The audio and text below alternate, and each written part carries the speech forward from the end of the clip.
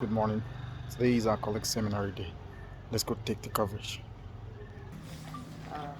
Through literature and one language. For the literature, for the language, we have a linguistic exploration of themes in socio-religious reports from British and Nigerian newspapers by Ayeniru Nkiruka.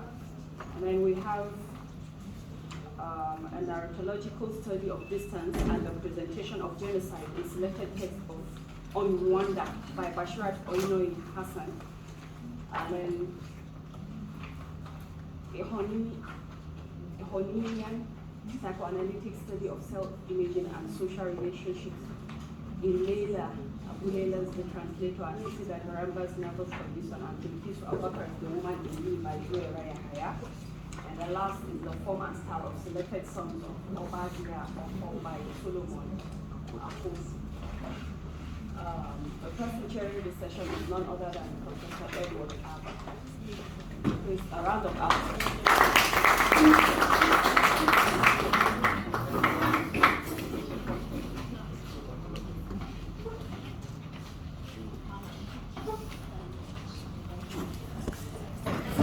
Thank you.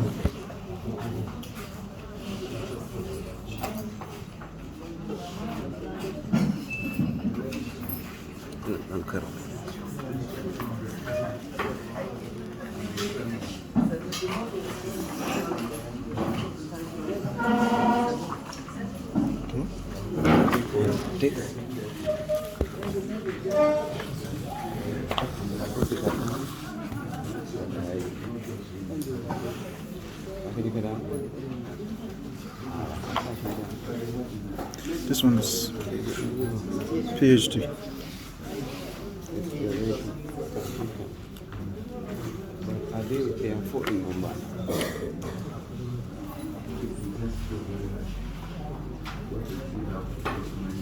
Assalamu alaikum.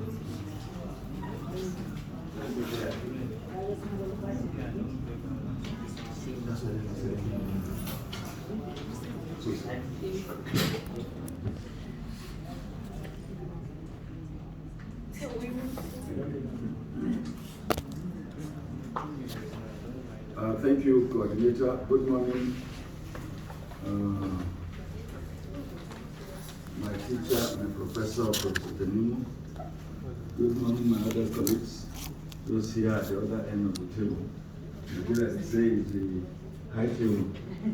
But I think the tables are all flattened. We don't have the high table here. Let me recognize our students and all those who have come for this seminar. And then congratulate the department and coordinator for putting together this exercise. We are all aware that this is a critical component of the degrees that are awarded at the Masters and PhD. This seminar that we're about to witness. We have 4 papers. I think the coordinator has read out the titles. I will not read out the titles anymore. I'll just call the order by which we'll be doing the presentations. We start with the 2 masters seminars. Then we take the PhD. We will start in this order. We will take Ayeniru Nkiruka. She will be first. Solomon Akosu will be second. Bashirat Oinoyi Hassan will be third. And then Zuwe Yahaya will be fourth. Are the presenters around? Can you just stand? They recognize you. Let's put our hands together for them. Let me call the first presenter to come forward to this podium here. We'll give the masters presenters 12 minutes each. You don't have to speak beyond wherever you feel you've got to if you made your case. If you do it in 8 minutes, it's okay by us, but you have a maximum of 12 minutes. Who is going to do the timing for us? I will time you. Yes, 10 minutes. The PhD will have 12 minutes, PhD 15 minutes. Let's make our notes, and then we will engage the presenters after the presentations. So it's 10:43 now. It means you're stopping when it is 10:55 p.m. Good morning, all professors present, lecturers present, and all my PG and undergraduate students present.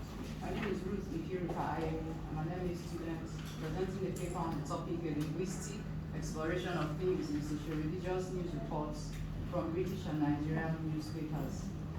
Halliday and Eggins and a number of linguists who view language as from a social perspective. They believe that the study of words, utterances, and discourse is not enough for the understanding of language. So they believe language can only be understood in context. The context includes words and sentences used by the writer, which is the linguistic context, and also the cultural background, the social setting, the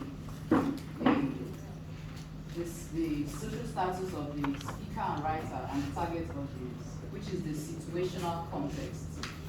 So Halliday developed a theory of language which he calls systemic functional linguistics, that is SFL, which emphasizes on the function of language. And the broad functions the language perform in context are called meta-functions. These meta-functions include the experiential meta-function, the interpersonal and the textual meta-function that deal with the transitivity system, the mood system, and the textual system. They all look at meaning from the context in which it is used. I'll explain the meta-functions briefly. The experiential function is concerned with the resources used to capture human experiences. It involves the participants. The participants include the people, places, things, and ideas. The process, that is the act of doing, thinking, saying, and being. And then the circumstance, which answers questions like when, where, why, and how. And it's usually applied at baby house, usually in this position. So we go to the interpersonal function. It is concerned with resources that enable speakers to interact with one another by asking questions, making statements and requests and commands, and so on. So it is realized by the mood system that determines whether the clause is a declarative clause or an interrogative clause or an imperative clause. And then the last meta-function, which is the textual meta-function, which is the focus of this study. It is concerned with the resources used to construct a text in a cohesive manner, and it is realized by the theme system. Now, the meaning of a text is realized by the theme structure, which consists of the theme and the ring. The theme is the beginning of the clause. It's usually at the first position in the clause, and it's the main information in the clause. While the ring is the new information, it develops the idea of the theme. So we go on to the theme in systemic functional linguistics. Eggins identified 3 systems. Eggins 1994, she identified the 3 major systems in the theme. That is the choice of type of theme, the choice of marked or unmarked theme, and the choice of predicated or unpredicated theme.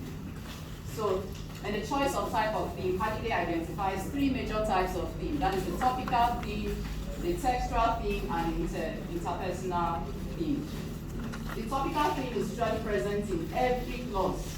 That is the thematic head, so it is present in every other clause. While the interpersonal theme and textual theme, it usually precedes the topical theme in the clause. The interpersonal theme, there are elements that talk about the opinion and evaluation of the writer concerning what is the message being conveyed. Examples are words like sadly, unfortunately, and so on. Then we have textual themes. There are elements in the clause mutual position. They are instrumental in creating coherence in the text. So we have the continuity adjuncts and conjunctive adjuncts used as textual themes. For example, and, but, yet, however, and so on. In the type of theme, we also have the use of a particular constituent at the thematic position at the beginning of the clause. It could be that we use a nominal group or an adverbial group or a prepositional phrase at the beginning of the clause. So that's also about the choice of type of theme. So we move to the second system which Higgins identified, that is the choice of marked or unmarked theme. This has to do with the sequence of arrangement of the clause of the clause. Usually the clause has the SPCA, that's the subject, predicate, complement, and adjunct structure. This is the normal structure, so it's not marked for theme. But when you have the constituent like the predicate, the complement or adjunct being placed at the initial position, that is when we have it marked for theme.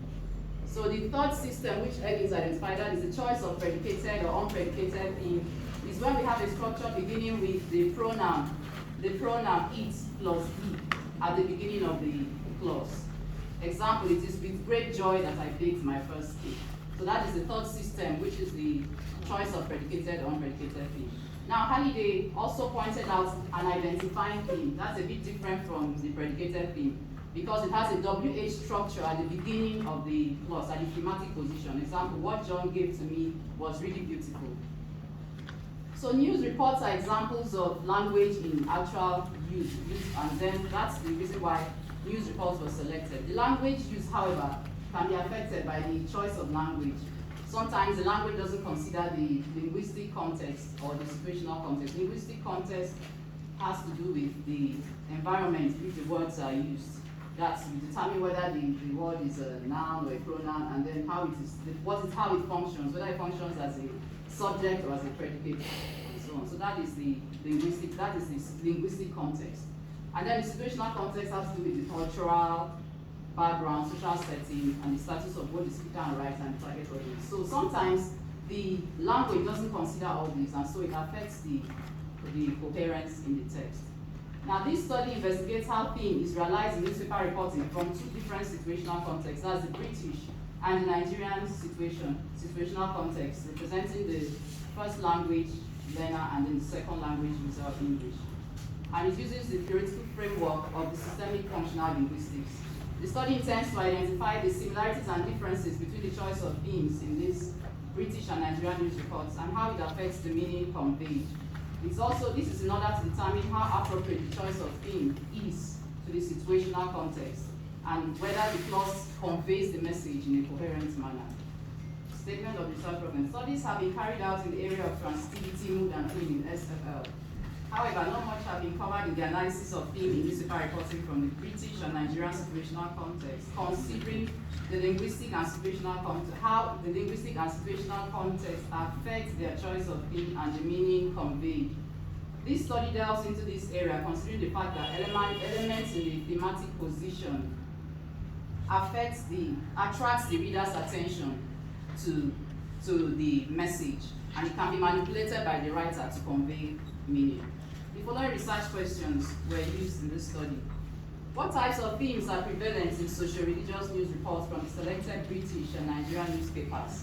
How does the theme system bring to bear the function of language in the selected socio-religious newspapers? How do the thematic features in both British and Nigerian socio-religious news reports show the relationship between situational and cultural contexts?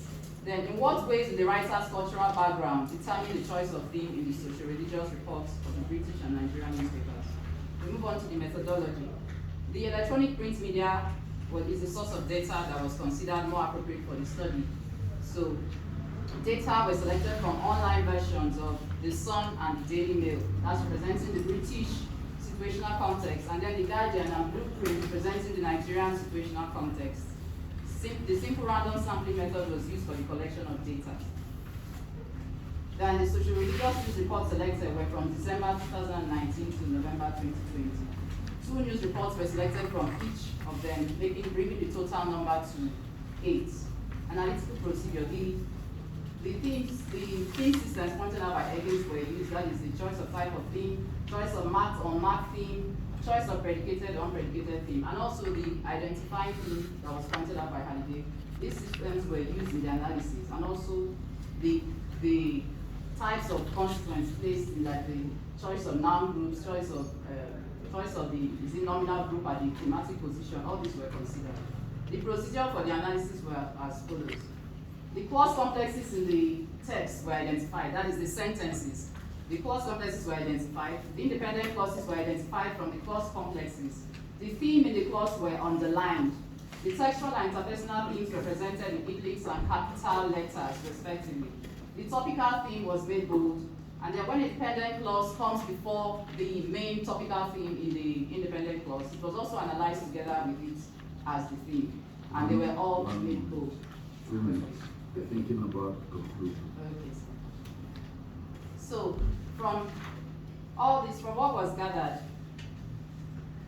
the findings include only declarative clauses were used in the British news reports. The reports, due to this the fact that the news reports they don't expect direct feedback, so they weren't using indicative clauses and imperative clauses. They were not used in the British news reports. British reports used noun groups that were mainly concrete nouns, pronouns, and abstract nouns with a few long noun groups. However, the Nigerian reports used concrete nouns, pronouns with a number of long noun groups and also a number of dependent clauses as well. Both used textual themes in the organization of the text for continuity and to compact ideas together. Interpersonal themes were completely absent also, and then dependent clauses were not selected in the British reports. Grammatical errors were found in the theme selection in the Nigerian news reports, distorting the message and making it incoherent. This shows how thematic features show the relationship between appropriate language use and linguistic and situational context. Also, the function of language based on the situational context were also seen in report 1 of the Sun, where the Sharia law, which is not applicable in the British context, could not be adapted into the United Kingdom situational context. So this shows how cultural background affects the choice of theme. In conclusion, this study shows that the themes actually creates relevance to context. The choice of theme is very relevant in organizing the message in the clause, and it affects the reader's ability to grasp the intended meaning or the intended message of the writer. The choice of theme can also make the clause ungrammatical, thereby making the message incoherent. Also, there are a number of differences in the choice of theme used by a native language speaker of English and an L2 learner of English. The British reports, only declarative clauses were used, and the interpersonal themes were totally absent, so the writer's opinion is not actually needed in the reports in order for the reports to be objective and clear and concise and unbiased. So the study concludes that there's a difference in the level of competence in use of English in news reporting by a native speaker and an L2 learner of English language.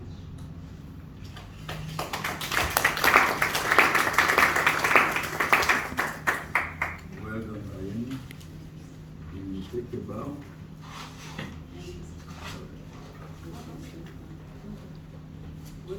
I would rather that we take all the papers. Yes, we cannot regulate the discussion. If we take it, we now start discussing the papers.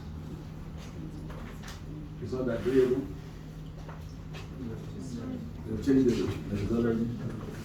We take the discussion. How do we time the discussion? How do we determine it? So at your discretion. Let's take all the papers, please. Number 2, Solomon.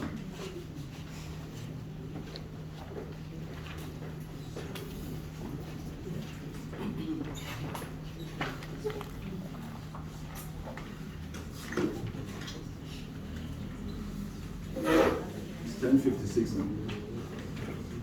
12 minutes. Good morning, Chairman, Professors, President, distinguished lecturers, fellow students, ladies and gentlemen. My name is Solomon Akon, MS student.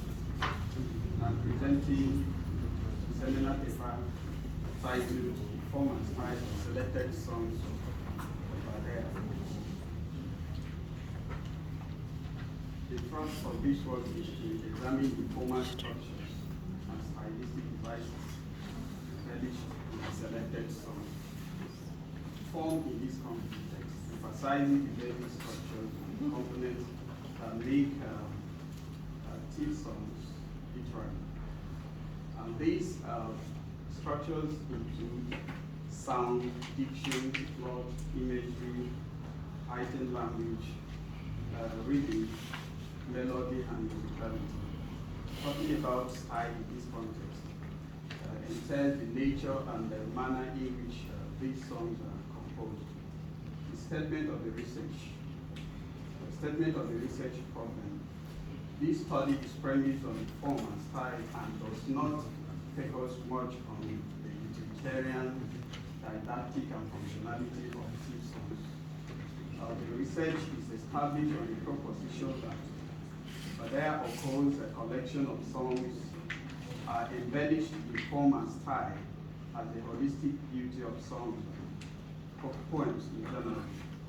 The functionality of the formal structures and stylistic devices in the selected songs of a whole make it a phenomenon worthy of literary research.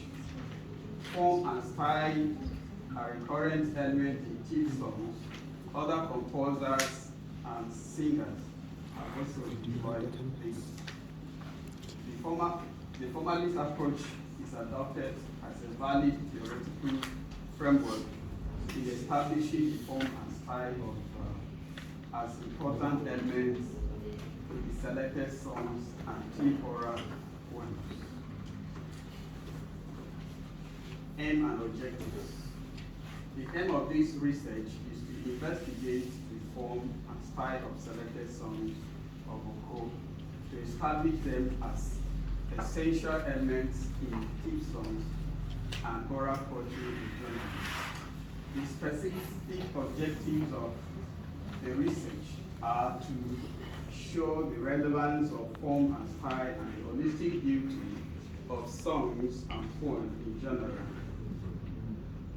Illustrate the relevance of functionality of form and style in Oko's selected songs.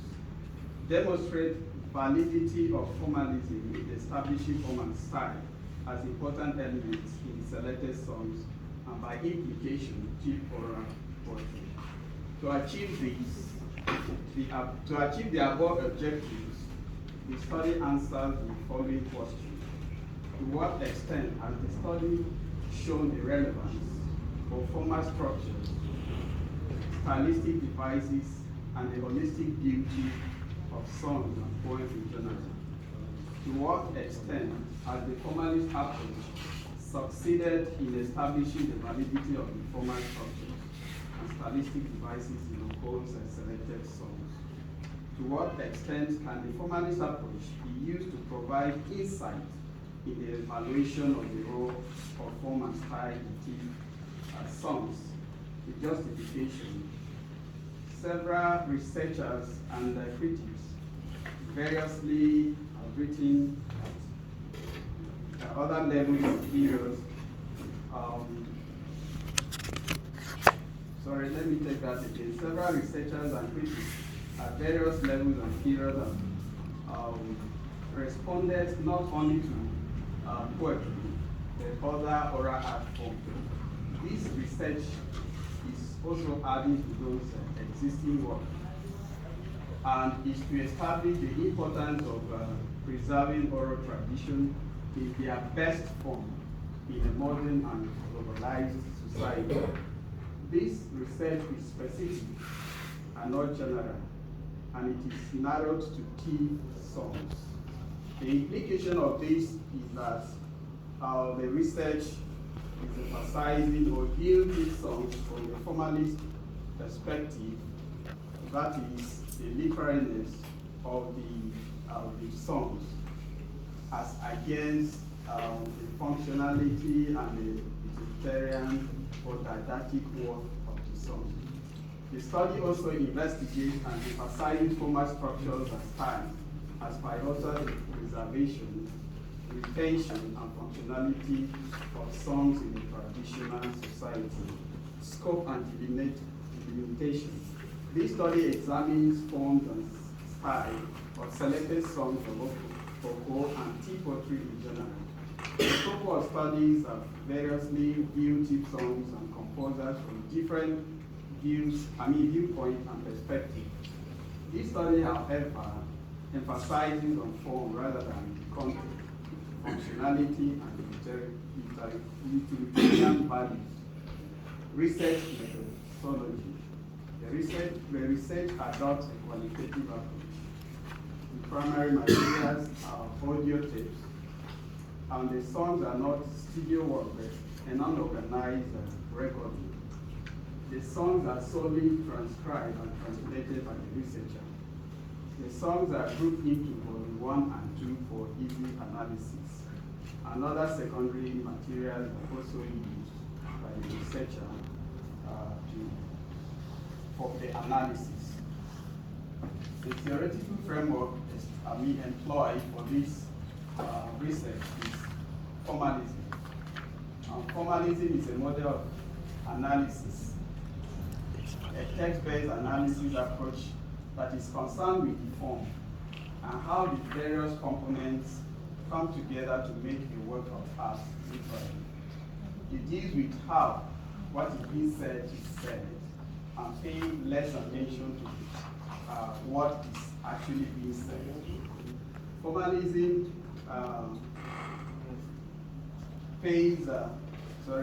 formalists pride in estranging qualities and the realization of qualities, structures in work. The application of this model, however, is not to exonerate formalism as the best theoretical framework. However, as far as the researcher and this work is concerned, formalism seems to be the best model that could be applied for this research. As we know that the formalist major proponents, we have Victor Shklovsky, Roman Jakobson, Boris Echenbaum, and the rest.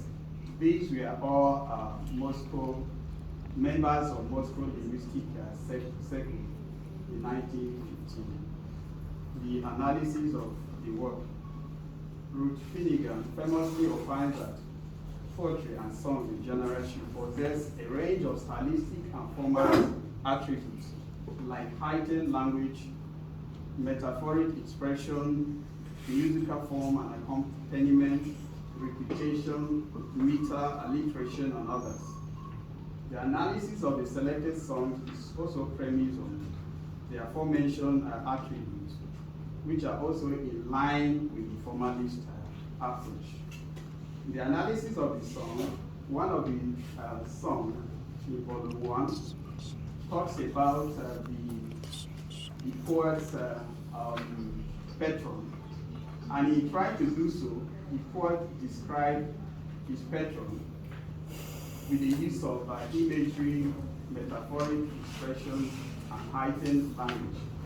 He makes use of idioms, which utilizes sound and action.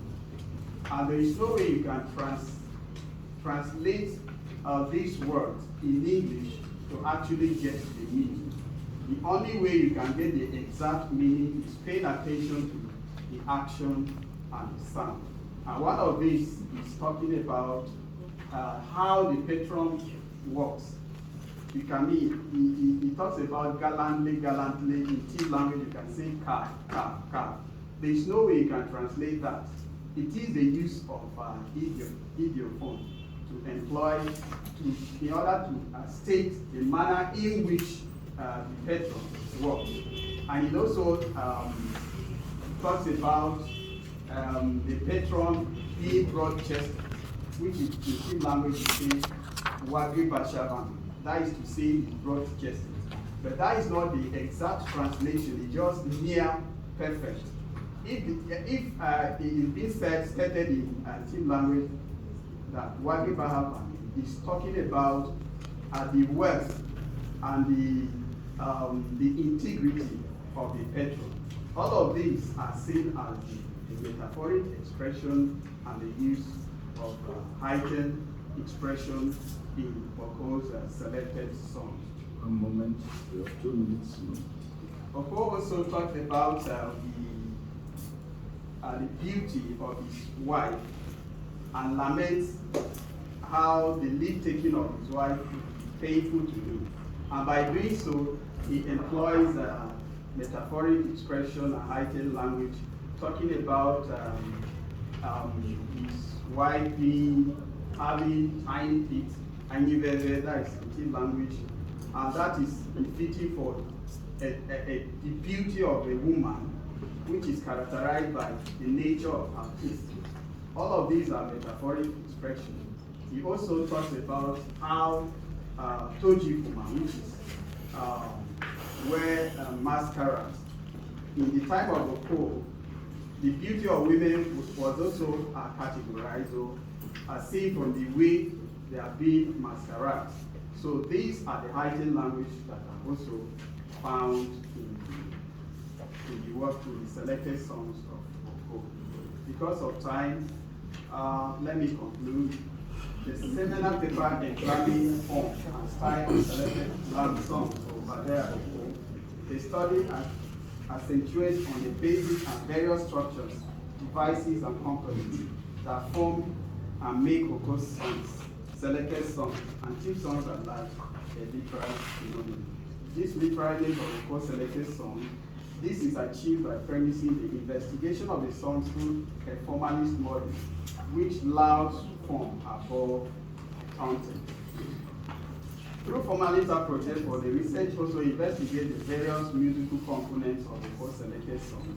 The study undertakes a survey survey of distinctive musical features of the selected song, pointing out their peculiar mode of composition and rendition, which differs from the Western convention and canon. The study further established that though Oko selected songs are embedded in melody and rhythm, they possess a strange quality from the Western convention. Thus, the absence of a deviation from the Western convention of melody and rhythm is one of the entry points of the research. On the whole, the investigation of the selected songs of Oko as orature-based text, using a formalist model, has established the oral text. The oral text should not be established. That oral text should not be streamlined to a particular set of theories, but should also be premised on a broader view of literary studies and criticism. Thank you. Thank you so much, Solomon.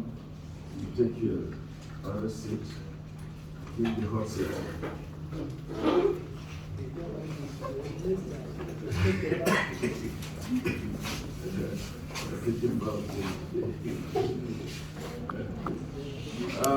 We are now going to take the third one.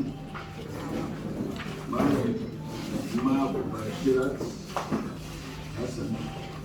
Come forward, please.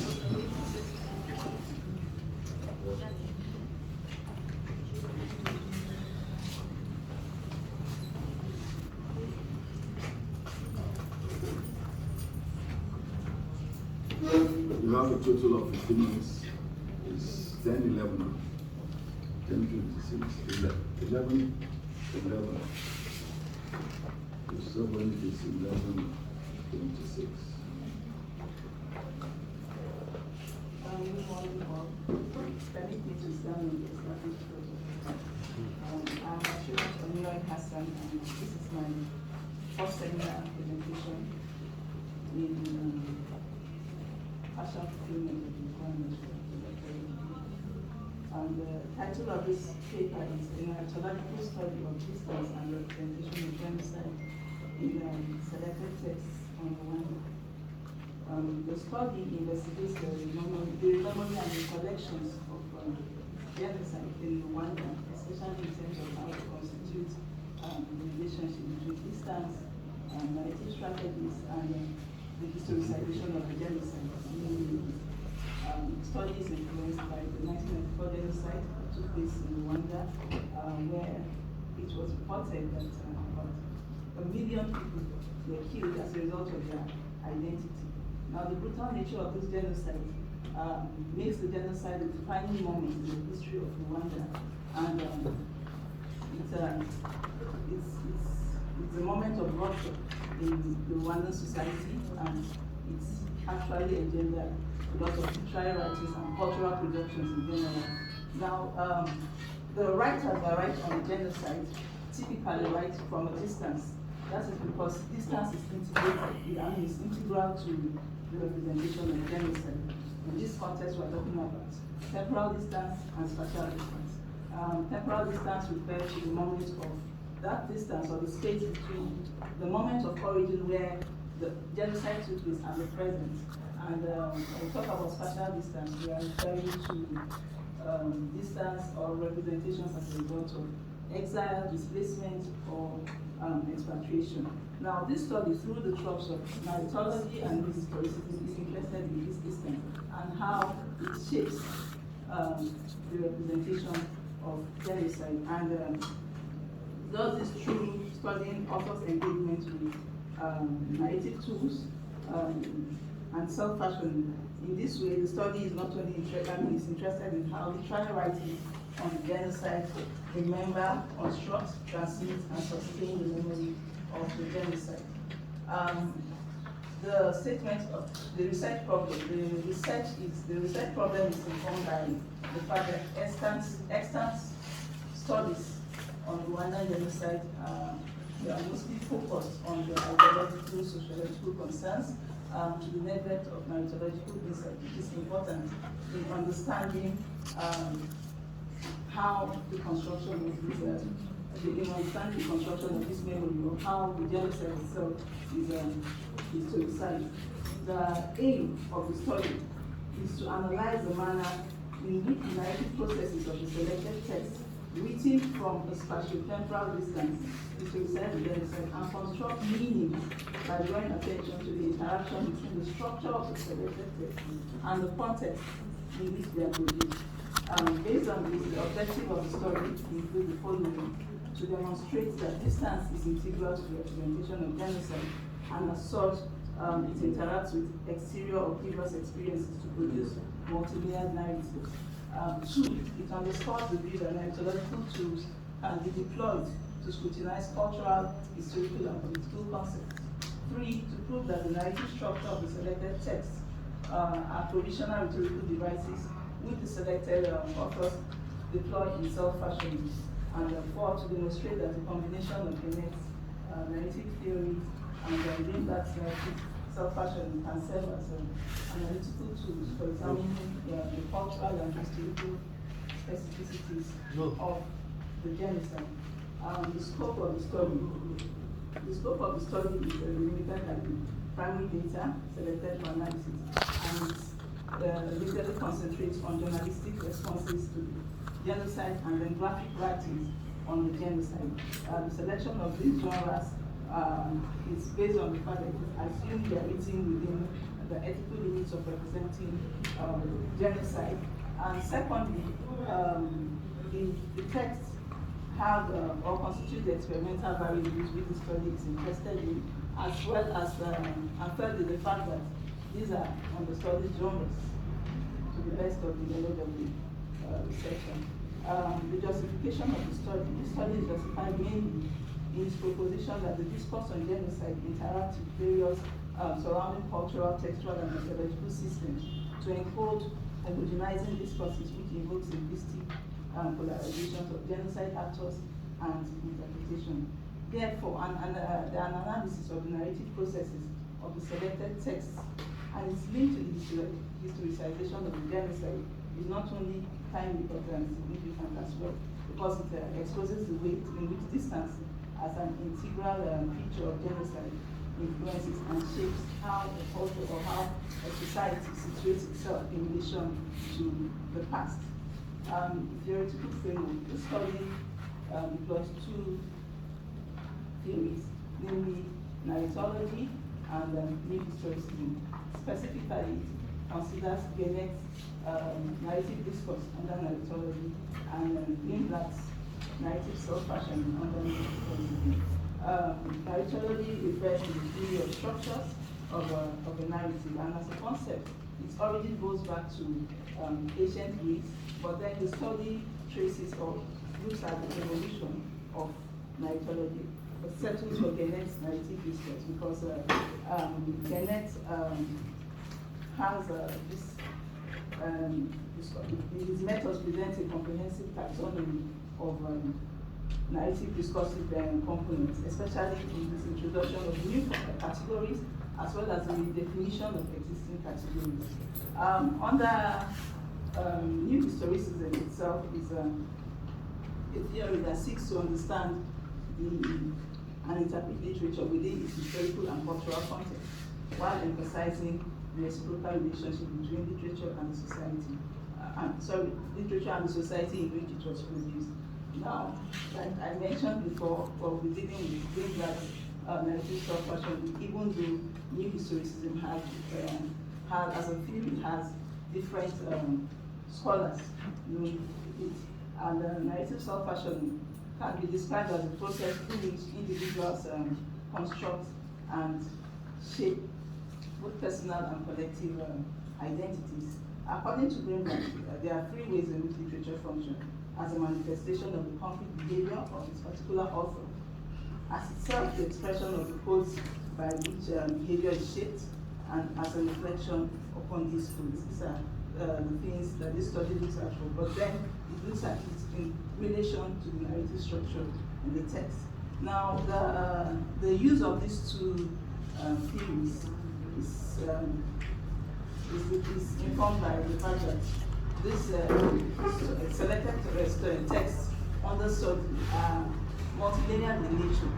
They are multilayered both in the density, where you have conflation of different kinds of narratives in one text, the generic qualities they engender, and the multiplicity of voices through the perspectives and different narrative agents presented in the text. While the next categories helps us to understand how genocide narratives are constituted through the multiplicity of voices, Greenblatt's narrative self-fashioning draws our attention to the larger cultural networks of meaning within which the authors and their works operate and participate. Hence, the interaction between the two will draw attention to the technical ways in which writings are colored by the cultural, political, and economic interests of its producers. The study, the literature review, reviews the basic core concepts that form the core of the study. And these concepts are distance, witnessing, or the poetics of witnessing. The concept of genocide itself is debatable, as well as the major, the key, one of the key terms, which is representation. And the study looks at the various ways in which representation is complicated, especially when you are representing an event like genocide, where it is marked by silence, it is marked by gaps, it is marked by distance, as well as the capacity of language to represent an event without perpetuating the same violence that event consists of.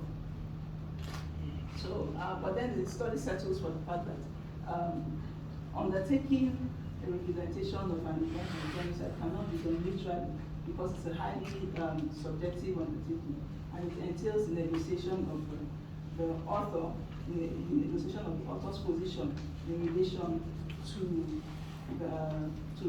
the genocide, and it looks at, it begins to design the narrative framing and formatting to suit the main discourse or the dominating discourse of the time. Now, in conclusion, this proposal encapsulates the paradigm of the study, which is to explore the ways in which narratives on genocide historicize genocide. And the paper suggests that rhetoric or discursive techniques is an essential product of any narration, which authors adopt to shape certain discourses and judgments to be inferred from their works. Ultimately, the study tries to situate the Rwandan genocide in the existing interpretive history of genocide history.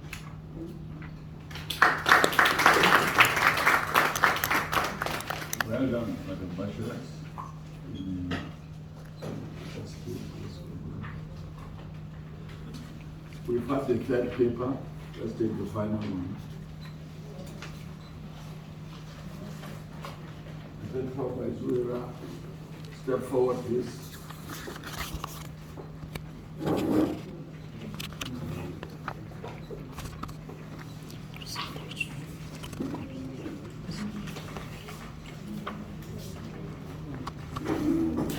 We have a bonus of 4 minutes from Bachelet's presentation. You have 15 minutes. You don't have to go the distance. Morning. My name is Zuera. Speak louder. The beauty is just listen. The title of my study is The Hawaiian Psychoanalytical Study of Self-Imaging and Social Relationships. Leila Abulela is a translator. This is Ilan Garamba's Nervous Conditions and the Peace of the First Mind. Now, I propose to choose to read these three selected works of three women, which are also African women writers, all of them.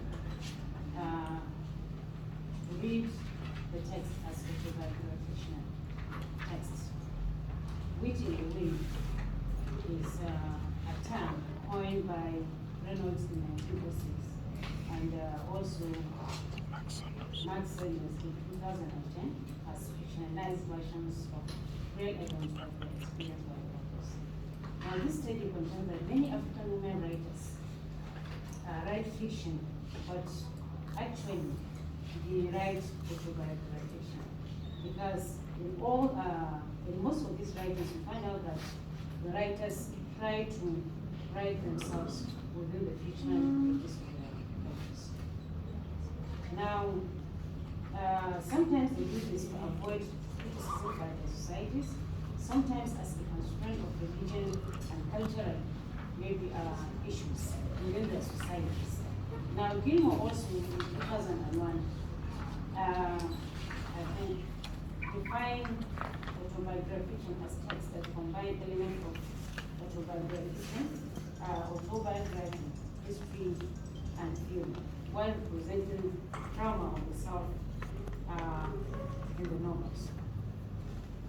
Now, the study choose to study these three selected women writers' texts as autobiography, trying to indicate the the concept of self-imaging and social relationships within this text.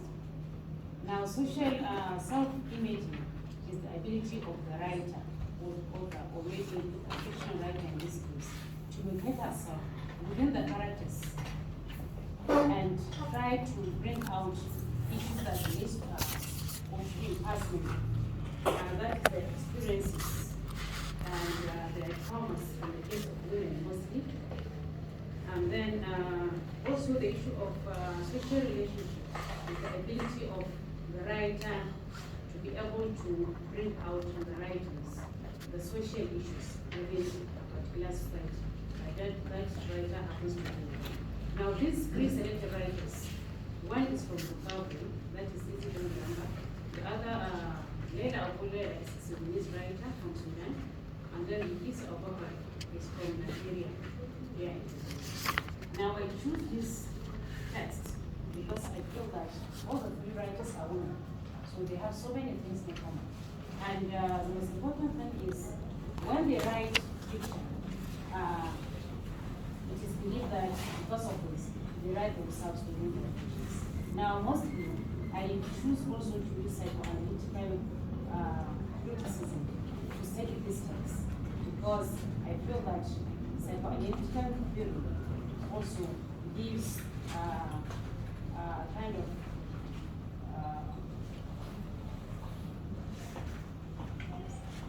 of maybe space for the writer to bring out what is in his mind, in his unconscious mind. Now, psychoanalytical study by criticism begins from Sigmund Freud.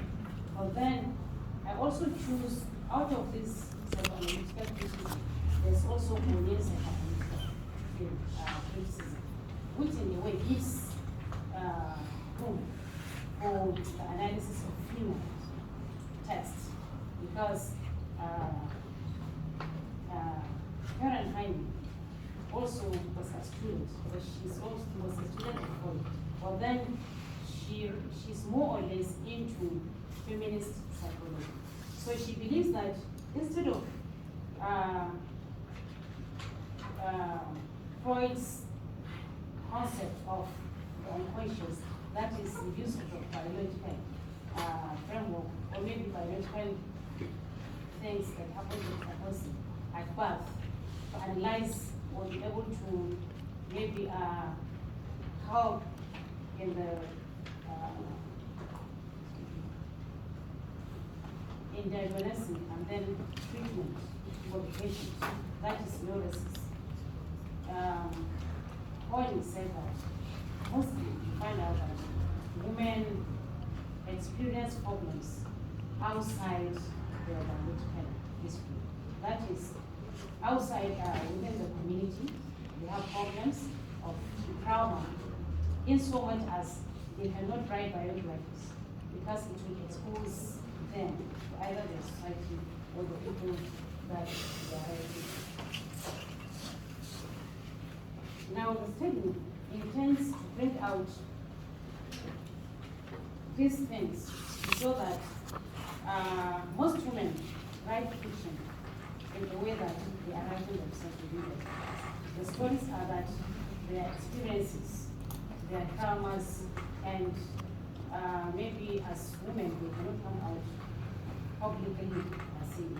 Now, the secret of my problem here is that the argument is the idea that women write fiction and they write themselves and their realities and their characters and their stories. And then the approach here is that most women writings were analyzed from the feminist approach, from the womanist approach, from the maybe Islamic perspective. But most of these writers have never been analyzed very as now it is based on the proposal, propositions. Number one, there is an affinity between the human writers' circle to control our characters and the integrity of the reading as a valid self-writing. Number two, since there is a close relationship between the human rights characters and the life of the authors, characterization in autobiographical presentation and expressing the writer's experiences and impulses. Then number three, self-image is a tool by which the female characters negotiate the tension between social constraint and creative license in order to voice out expressed experiences. Number four is psychoanalysis offers an insight into the writer's mind to show the dynamism of imaging in the writers. And it's based on these propositions that this is self-conscious somehow. Number one is how the writers deploy character formation to represent themselves in their novels. Two, what narrative or realistic tool do the writers employ to create characters that are at once fictional and real? Number three, what traces do the writers leave in their text that will lead the reader to conclude that the narratives are in reality fictionalized versions of the writers' lives? And then number four, in what ways does the reading of the family text aspect of the fiction impact on the conventional perspective of the self-image social relationships? Now, the aim of the study is to show that there's a social relationship and self-image in most of African women fictional texts, in the sense that we use this to bring out their experiences, life experiences, to show their worries and to bring out other things that are worrisome in their lives without necessarily exposing themselves.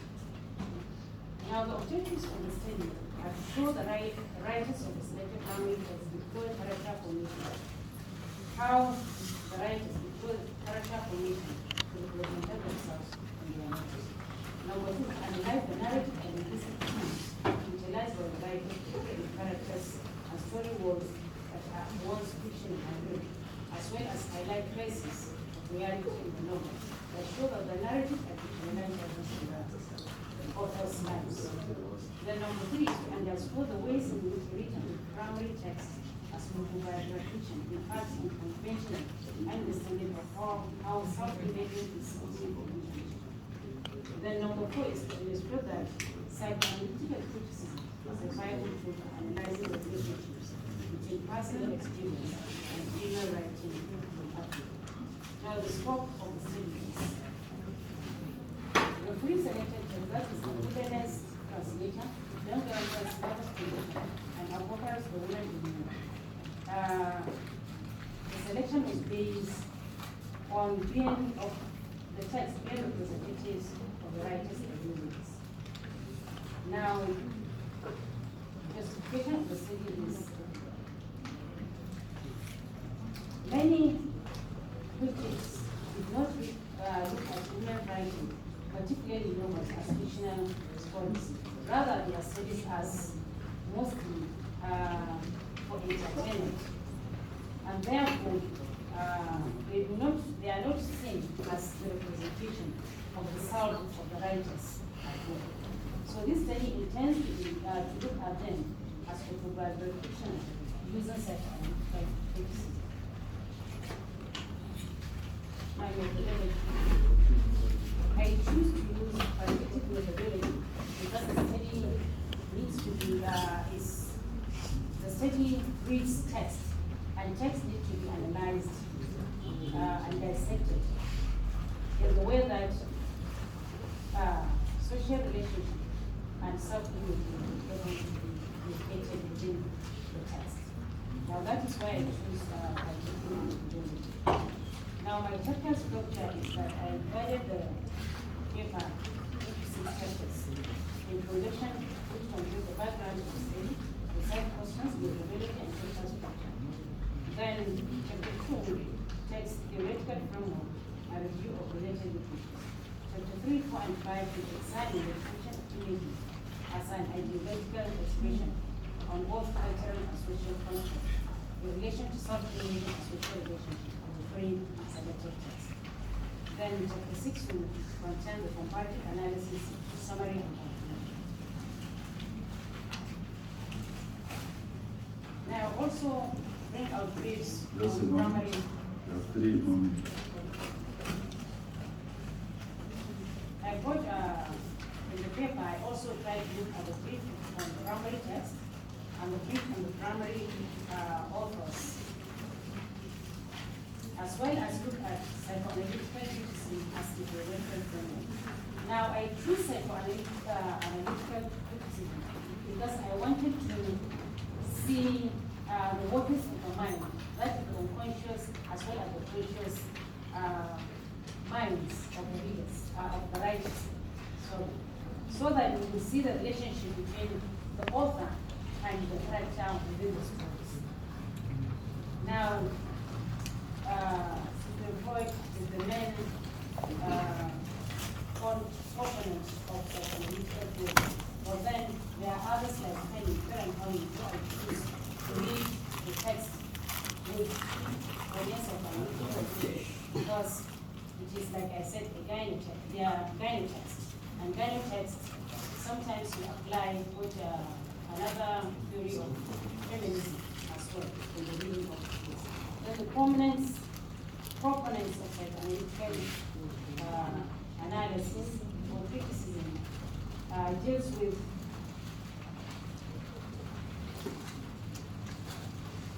other people like Erickson, Adler, Hani, Anna Freud, and the rest of them. And the most important thing here is that Freud believed that when you are trying to analyze text, you only deals with the inner, that is unconscious side of the writer's mind. But then, of course, in this type of text, we try to bring out both the conscious and the unconscious minds of the writers. Now, furthermore, I hope you are concluding. Then my conclusion is that